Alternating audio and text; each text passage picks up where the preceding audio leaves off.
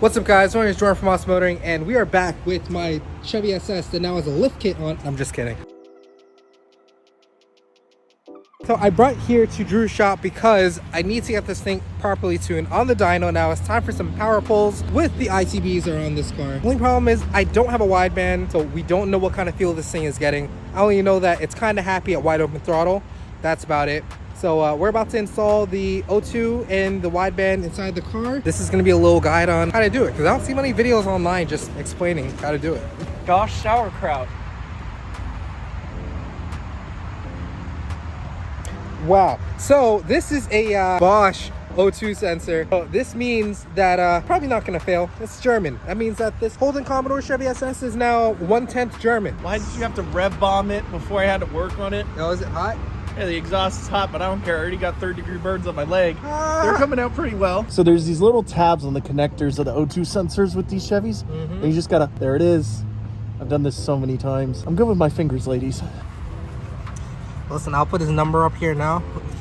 I'm trying to disconnect the O2 sensor so I can actually get it out. So Drew has now taken out the connector for my downstream sensor. So he's asking me for a 7/8 wrench because that's probably the size. I'm gonna give him a 7/8. What it's missing.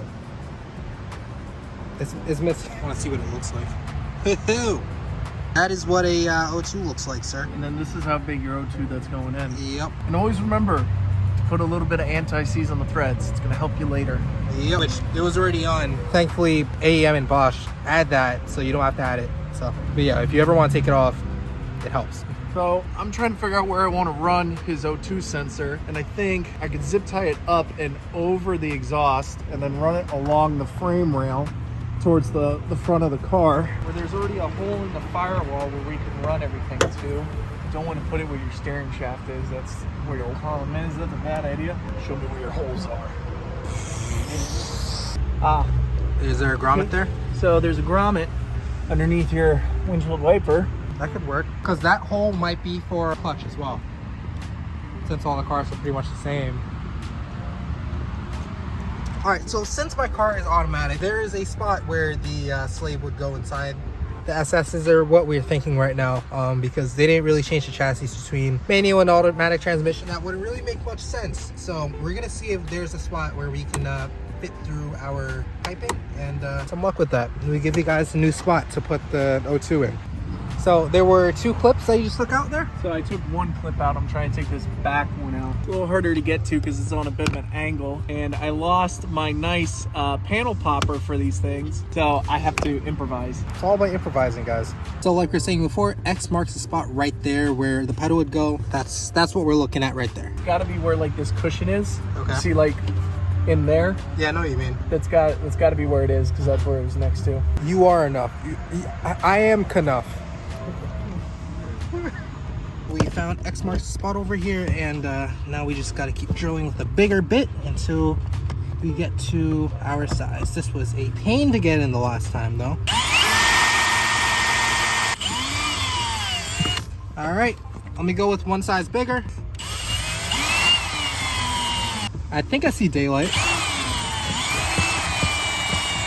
Now that we've got it run through the middle there, or through the hole that I drilled, now I want to run the wire that's going to go down to the sensor over the booster here, over to where the factory cables are down there, and back over to the trans tunnel so that Drew can grab it and plug it in.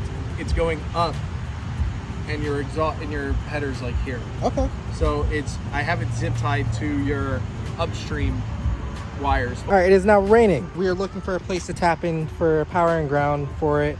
We just found it inside of here, actually. Didn't see much about it, but this is the interior fuse box right here. We're looking for a switchable 5-amp source, which is the ignition switch. So yeah, we're gonna tap into that, probably using a fuse tap, and yeah, we should be good about that. So this is some little janky, like spade fuse adapter type deal that I had on one of the junkyard fuse boxes that I had. This actually will go onto your fuse. So you're able to push it back into the fuse block, and then just you can connect a female spade connector here to give whatever you need power. It is not recommended, but it's what we're going to use for right now to make sure it works. Exactly, because so the point is that it is now after 9 o'clock and all of the automotive shops are now closed. Should have thought of doing this earlier, but for the time being right now, safer than splicing into one of the wiring connectors at the moment, purely because we're trying to get this done and test the gauge. So once the gauge is tested, then we'll change the source and everything afterwards, and I'll make another video on that. But Yeah, we'll do it the right way.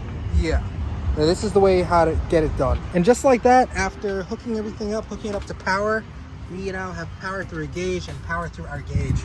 I'm happy. I think he's happy because it works. Reads. Yep. All right, so based off of what we have here, we have to calibrate it with regular air first. As far as no further calibration, the ability to form free is wish you, so okay, then it's fine. I think we're good. All right, so this sensor, you don't have to fresh air calibrate it, apparently. That's crazy. Shows what I know. Let's see if it works. Okay, so it now works. Yep.